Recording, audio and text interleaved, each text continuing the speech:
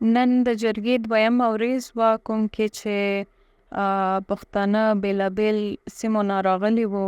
وخت کې داسې خلک هم وو چې یا پکې متاثره وو یا یې کور وګړي دي څوک متاثره شوي وو. ورسره پرون نن پکې ښځې هم ډېرې وې، وخت کې سیاسي ښځې هم وې، داسې ښځې هم وې چې هغه کور وګړي چې دي هغه متاثره شوي وي.